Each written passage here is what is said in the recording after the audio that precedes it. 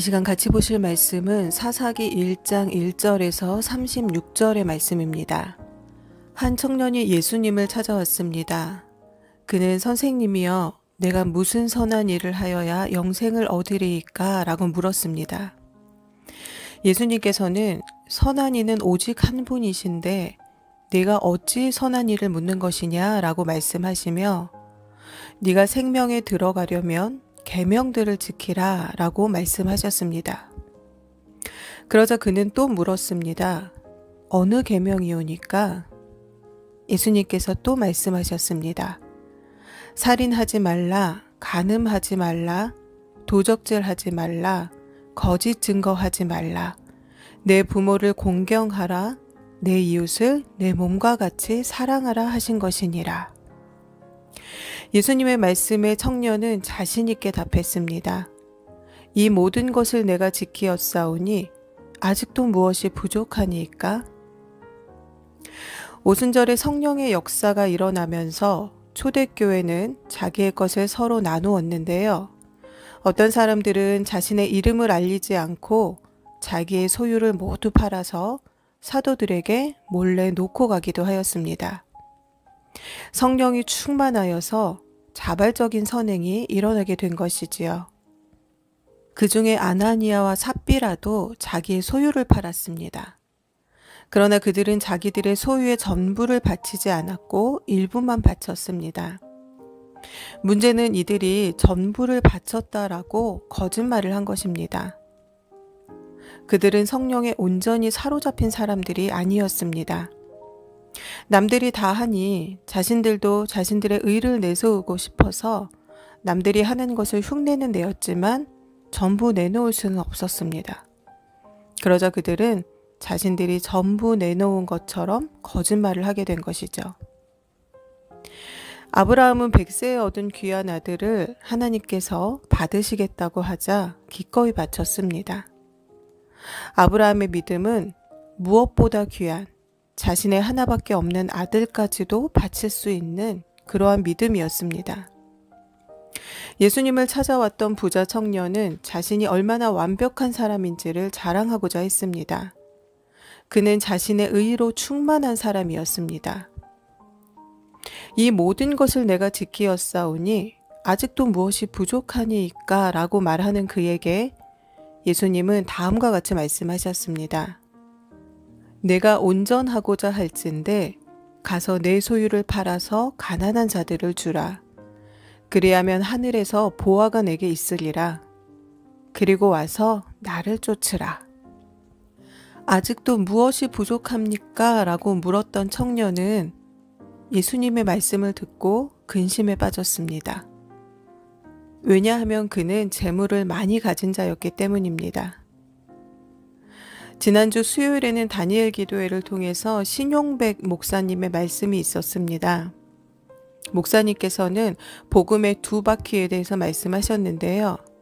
들려지는 복음과 보여지는 복음의 두 바퀴로 세상을 향해 달려나가야 한다라고 말씀하셨습니다. 그리고 우리의 인생을 우리의 왕국을 만드는 데 사용하지 말라고 말씀하셨습니다. 바퀴가 하나 빠진 상태로는 끝까지 달려갈 수가 없습니다. 바퀴 빠진 신앙인의 모습으로는 믿지 않는 사람들을 하나님에게로 인도할 수도 없습니다. 부분 불순종하거나 부분만 순종한 것은 마치 바퀴가 하나 없이 달리는 자동차와도 같습니다. 하나님께서는 우리에게 온전한 순종을 원하시며 또한 우리의 온전한 순종만이 하나님을 기쁘시게 할 수가 있습니다. 동일하게 다니엘 기도의 말씀을 통해 보셨던 고성준 목사님의 이야기를 보시면요. 논문이 통과가 안 되어서 그 수많은 세월들이 허사가 되고 또 물질적으로도 엄청난 빚을 떠안게 되는 상황이었지만 그리스도인답게 양심을 지켰습니다. 목사님께서는 하나님의 뜻은 자신의 논문이 통과되는 것 자체에 있는 것이 아니라 보여지는 복음의 바퀴를 지켜내는 것임을 알았습니다. 그가 만약 통과될 수 없는 논문인지 알고 있음에도 그것에 대해 눈을 감아버렸다면 그는 아마 평생 보여지는 복음의 바퀴가 하나 없는 상태로 온전하지 못한 상태로 살아가야 했을 것입니다. 그러나 모든 노력과 세월이 허사가 될 것을 두려워하지 않고 양심에 따라서 하나님의 뜻에 온전히 순종했고 그 온전한 순종은 목사님에게 평안을 주었습니다. 오랜 세월 공부한 모든 노력이 물거품이 되었지만 또 물질적으로 어려움에 처해지게 되었지만 하나님 앞에서도 사람 앞에서도 또 본인 스스로에게도 전혀 부끄럽지 않았습니다.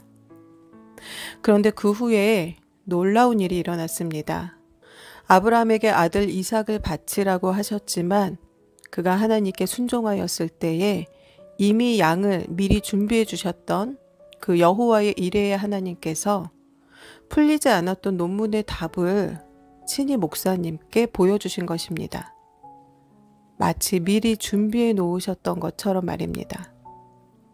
하나님께서는 우리가 순종만 하면 주시려고 이미 우리의 필요를 모두 준비해 놓으신 것을 알 수가 있습니다. 그러나 우리는 하나님을 보지 못하고 환경만을 또 사람만을 바라보고 절망할 때가 많습니다. 그리고 결국 순종이 아닌 죄의 길을 선택하게 됩니다. 오늘 본문의 말씀을 보시겠습니다. 여호수아가 죽은 후에 이스라엘 자손은 누가 먼저 올라가서 가나안 사람과 싸우리이까? 라고 하나님께 물었습니다. 하나님께서는 내가 이 땅을 그 손에 붙였으니 유다가 올라갈지라 라고 말씀하셨습니다. 그러나 그들은 내가 이 땅을 그 손에 붙였으니 라고 하신 그 하나님의 말씀에 온전히 순종하지 않았습니다. 오늘 본문 3절 말씀 한번 보시겠습니다. 유다가 그 형제 시므온에게 이르되 나의 제비 뽑아 얻은 땅에 나와 함께 올라가서 가나안 사람과 싸우자. 그래하면 나도 너의 제비 뽑아 얻은 땅에 함께 가리라. 이에 시므온이 그와 함께 가니라. 내가 이 땅을 그 손에 붙였으니 라고 하신 그 하나님의 확실한 음성을 듣고도 유다는 하나님께 온전히 의지하지 못하고 시므온에게 도움을 요청하였습니다.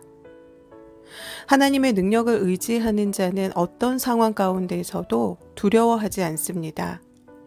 그러나 사람의 힘을, 환경의 힘을 의지하는 자는 사람의 힘으로 또 환경으로 어찌할 수 없는 상황 가운데에서 멈춰서 버리고 맙니다. 19절 말씀 보시겠습니다. 여호와께서 유다와 함께 하신 고로 그가 산지 거민을 쫓아내었으나 골짜기의 거민들은 철병거가 있으므로 그들을 쫓아내지 못하였으며 가는 곳마다 승리의 기쁨을 맛보았던 유다는 철병거를 가진 거민들 앞에서 멈춰서게 되었습니다. 자신들의 힘으로는 도무지 철병거를 가진 그들을 이길 수가 없었습니다. 하나님의 능력이 아닌 자신들의 능력과 비교하며 두려움에 멈춰서 버린 것이지요. 유다는 결국 그들을 쫓아내지 못하였습니다. 21절, 27절에서 28절까지 말씀 보시겠습니다. 베냐민 자손은 예루살렘에 거한 여부스 사람을 쫓아내지 못하였으므로 여부스 사람이 베냐민 자손과 함께 오늘날까지 예루살렘에 거하더라. 므낫세 지파가 베스안과 그 향리의 거민과 다아낙과 그 향리의 거민과 돌과 그 향리의 거민과 이블르암과 그 향리의 거민과 무깃도와 그 향리의 거민들을 쫓아내지 못하였으므로 가나안 사람이 결심하고 그 땅에 거하였더니 이스라엘이 강성한 후에야 가나안 사람에게 사역을 시켰고 다 쫓아내지 아니하였더라.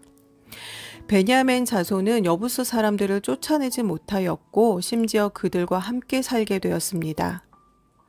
그런데 여러분, 므낫세 지파도 가나안 사람들을 쫓아내지 못하였고 그러자 가나안 사람들은 그곳에 눌러앉기로 결심했으며 결국 므낫세 지파는 가나안 사람들과 함께 살게 되었습니다.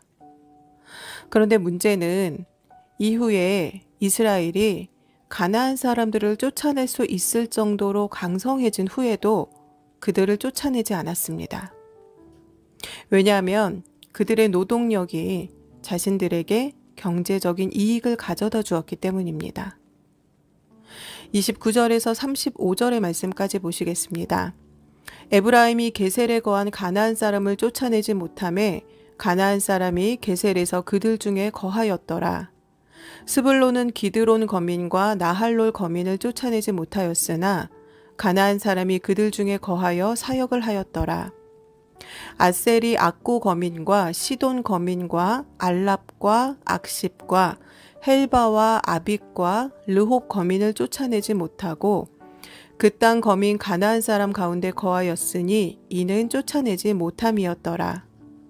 납달리가 벳세메스 거민과 베다낫 거민을 쫓아내지 못하고 그 땅 거민 가나안 사람 가운데 거하였으나 벳세메스와 베다낫 거민들이 그들에게 사역을 하였더라. 아모리 사람이 단 자손을 산지로 쫓아들이고 골짜기에 내려오기를 용납지 아니하고 결심하고 헤레스 산과 아얄론과 사알빔에 거하였더니 요셉 족속이 강성함에 아모리 사람이 필경은 사역을 하였으며. 아멘. 유다, 베냐민, 므낫세에 이어서 에브라임도 스불론도 아셀도 납달리도 요셉 족속도 모두가 가나안 사람들을 쫓아내지 못했습니다. 그들은 자신들의 힘으로 충분히 그들을 쫓아낼 수 있는 상황이 되었음에도 그렇게 하지 않았습니다. 그것은 하나님께서 원하시는 것이 아니었지만 대신 자신들에게 경제적인 이득을 가져다 주었기 때문입니다. 하나님께서 그들을 너희 손에 붙이셨다라고 말씀하셨으나 유다 지파를 시작으로 각 지파들은 가나안 거민들을 쫓아내지 못했습니다. 여러분, 우리의 삶에서 하나님께 불순종하여 지은 죄를 쫓아내지 않고 그것을 허용하게 되면 그 죄는 이제 내 삶에 들러붙어서 나와 함께 살게 됩니다. 사람들은 환경을 탓하고 사람들을 탓하고 현실을 탓하며 하나님께 이것은 도저히 순종할 수 없다라고 말합니다. 그러나 환경이 바뀌고 사람의 문제가 해결되어도 순종하지 못합니다. 왜냐하면 그때가 되면 이제는 그것이 너무도 무뎌지고 편해지고 익숙해져서 떼어낼 의지조차 필요조차 느끼지 못하게 되기 때문입니다. 오늘 본문의 이스라엘 백성들과 같이 말입니다. 성경의 인물들을 한번 살펴보겠습니다. 다윗은 자신을 죽이려고 했던 사울을 죽이지 않고 하나님께 맡겼지요. 또한 한나는 남편의 둘째 부인에게 수치를 당하면서 가까스로 얻은 귀한 아들 사무엘을 하나님께 기꺼이 스스로 바쳤으며 욥은 모든 것을 잃게 된 상황에서도 믿음을 지켰습니다. 또한 아브라함은 백세에 얻은 소중한 아들 이삭을 하나님께 바쳤으며 이삭은 우물을 빼앗길 때마다 새 우물을 팠습니다. 사람의 눈으로 보았을 때의 이들 모두는 도무지 참아낼 수 없는 상황에 있었습니다. 하나님의 뜻대로 살 수 없는 그런 지경에 처해 있었습니다. 그러나 이들 모두는 환경을 탓하거나 사람을 탓하지 않았고 하나님을 온전히 의지하며 온전히 순종했습니다. 그리고 도무지 순종할 수 없는 가운데 순종했던 그들의 삶의 결과는 일반적인 사람의 예상을 완전히 빗나갔습니다. 다윗을 죽이려고 했던 사울은 오히려 전쟁에서 그 자신이 죽게 되었고 다윗은 왕이 되었습니다. 한나는 그 귀한 아들 사무엘을 하나님께 바쳤으나 하나님께서는 그에게 세 아들과 두 딸을 주셨습니다. 욥은 처음보다 더 많은 복을 받았으며 아브라함은 이삭을 바치지 않아도 되었으며 믿음의 조상이 되었으며 이삭은 100배의 소출을 얻고 여호와의 복을 받아 거부가 되었습니다. 사람의 생각으로는 순종할 수 없다고 판단되어지는 그러한 상황 가운데서 순종했던 그들 모두는 상상할 수 없는 복을 받아 누리게 되었습니다. 사람들은 내가 하고 싶은 것을 하면서 그것이 하나님의 뜻이라고, 그래서 순종하는 것이라고 말할 때가 많이 있습니다. 그러나 순종은 내가 하고 싶은 것을 하는 것이 아니라 내가 할 수 없는 것, 내가 하기 싫은 것, 그것을 하나님께서 하라고 하실 때 하는 것, 그것이 바로 순종입니다. 나에게 손해가 되는 것임에도 하는 것이 순종이며 나에게 이익이 됨에도 하지 않는 것이 바로 순종입니다. 죄는 더 큰 죄를 낳습니다. 그리고 불순종은 더 큰 불순종을 낳습니다. 그러므로 조금의 죄도 허락하지 않아야 합니다. 왜냐하면 그것을 허락하는 순간 그것들은 내 삶의 한자리를 떡하니 차지하고 앉아서 절대로 떨어지지 않을 것이기 때문입니다. 그리고 그것들은 이제 나의 삶과 공존하게 됩니다. 그리고 그것들이 주는 익숙함과 달콤함에 점점 젖어들게 됩니다. 오늘 본문에서 가나안 거민들을 쫓아내지 못하여 그들과 함께 살게 된 이스라엘 백성들과 같이 말입니다. 여호수아가 죽고 또 그 세대가 다 죽은 후에 이후의 세대들은 어땠을까요? 그들은 더욱 하나님을 알지 못하게 되었습니다. 사사기 2장으로 넘어가서 보시면 이스라엘은 이제는 하나님을 버리고 바알과 아스다롯을 섬깁니다. 하나님께서 사사들을 보내셨으나 그들은 그 사사들에게도 순종하지 않았습니다. 사사들이 죽은 후에 그들은 그들의 조상들보다 더욱 타락하여서 다른 신들을 따르고 섬기며 절하였다라고 성경은 말씀하고 있습니다.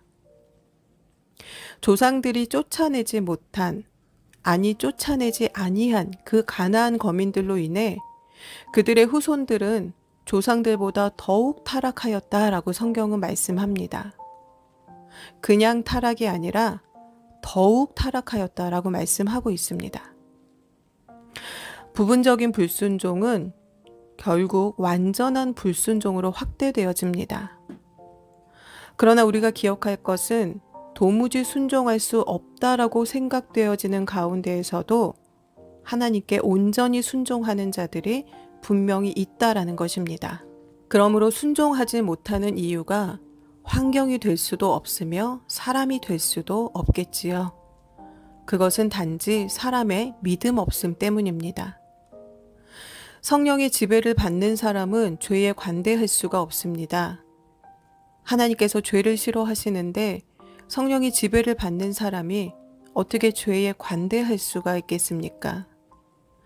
죄의 문제를 심각하게 생각하지 않으면 그 죄를 덮기 위해서 또 다른 죄를 너무도 쉽게 저지르게 되며 또 그 죄를 덮기 위해서 다른 죄를 아무렇지 않게 짓게 됩니다.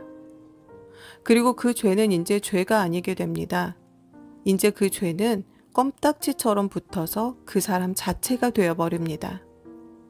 죄에 완전히 사로잡혀서 죄가 죄인지 알지 못하는 상태에 이르게 되는 것이지요. 사람에게도 하나님에게도 양심의 화인 맞은 자가 되어버립니다. 내가 아무렇지 않게 허용했던 그 하나의 죄는 점점 더 깊고 더 넓게 확장되어집니다. 여호수아와 그 세대들이 다 죽은 후에 그 다음 세대들이 더욱 타락하게 된 것처럼 말입니다. 오늘 말씀의 제목은 부분적 불순종, 부분적 순종입니다. 부분적으로만 불순종한 것은 결국 더 큰 불순종으로 확대되어집니다. 죄가 딱 붙어서 그 죄가 나의 양심을 무뎌지게 만들기 때문입니다. 그리고 부분적으로만 순종한다라는 것은 결국 부분적으로는 불순종하고 있다라는 말입니다. 그러므로 부분적으로 불순종하나 부분적으로 순종하나 결과는 완전한 불순종으로 가게 되어질 수밖에 없는 것이지요. 하나님께서 유다에게 올라가라고 하셔서 유다는 전쟁에 올라가기를 순종하였습니다. 그러나 시므온에게 도움을 요청하는 불순종의 행위를 보였지요. 하나님께서는 유다가 올라갈지니라 보라 내가 이 땅을 그 손에 붙였노라 라고 말씀하셨습니다. 시므온과 같이 올라가 도움을 받아라 라고 하지 않으셨지요. 각 지파들은 가나안 거민들을 쫓아낼 수 있었지만 일부는 쫓아내지 못하였고 그들과 함께 살게 되었습니다. 이스라엘은 부분적으로는 순종하였지만 또 부분적으로는 불순종하게 되었습니다. 우리가 앞서 서두에 보셨던 부자 청년은 자신이 하나님 마음에 흡족한 삶을 살아내고 있다고 스스로를 굉장히 의로운 자다라고 생각을 했지만 정작 가난한 사람들에게 재물을 나누어 주고 예수님을 따르지는 못했습니다. 온전히 순종하지 못하였던 그는 결국 불순종의 길을 택했으며 영생을 얻지 못하게 되었습니다. 우리가 14K나 18K를 순금이라고 하지 않듯이 부분적 순종이나 부분적 불순종의 행위에 대해서 그것을 순종이라고 할 수는 없는 것입니다. 만약 우리가 각자가 저지르고 있는 수많은 불순종의 행위들은 생각하지 않고 나의 작은 행위들을 내세워서 그것을 순종이라고 이 정도면 나 정도면 괜찮다라고 하나님께 뭔가 대단한 것을 드리는 것이냐 교만한 모습을 보이고 있다라고 한다면 예수님을 찾아와서 정말로 교만한 태도로 아직도 무엇이 부족합니까? 라는 어리석은 말을 내뱉은 그 부자 청년의 모습이 바로 우리의 모습입니다. 재물의 욕심을 버리지 못하여 예수님을 따르지 못한 부자 청년도 또한 가나안 거민들의 노동력으로 얻어지는 그 재물의 욕심을 버리지 못하여서 하나님을 온전히 의지하지 못하고 온전히 순종하지 못한 이스라엘 백성들도 모두가 영생과는 점점 멀어지게 되었습니다. 여러분, 우리의 삶에서 분명히 끊어내고 쫓아버려야 할 것들임에도 그것들을 붙들고서 남몰래 즐기며 누리고 있는 것들은 없습니까? 그것이 만약 하나님 앞에 죄된 것이다 라는 생각이 든다면 주변 사람들에게 물어볼 필요도 없이 고민할 필요도 없이 지체 없이 남들이 그것을 하건 안 하건 그것들을 지금 당장 쫓아내고 끊어내야 합니다. 이스라엘 백성들이 쫓아내지 못한 가나안 거민들로 인해 이스라엘은 더욱더 하나님과 멀어지게 되었습니다. 그리고는 부분적으로 순종하고 있는 그 상태에 머물러 있게 된 것이 아니라 점점 더 불순종의 길을 가게 되어서 온전하고 완전하고 완성된 불순종의 길을 가게 되었습니다.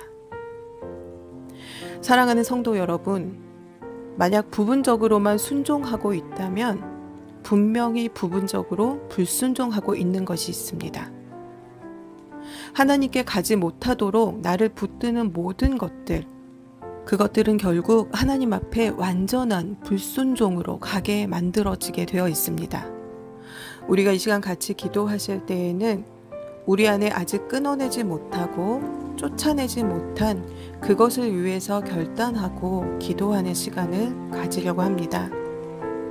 그것을 내가 붙들고 있으면서 그것을 내가 지금 하고 있으면서 하나님께 기도하는 것이 아니라 내가 그것을 끊어내겠다고 쫓아내겠다고 하나님 앞에 결단하고 그리고 실천하면서 하나님 앞에 기도하실 때에 하나님께서는 우리의 삶을 돌보시고 도우시는 은혜가 있게 될 줄 믿습니다. 오늘 말씀을 통해 다 함께 하나님 앞에 기도하시겠습니다.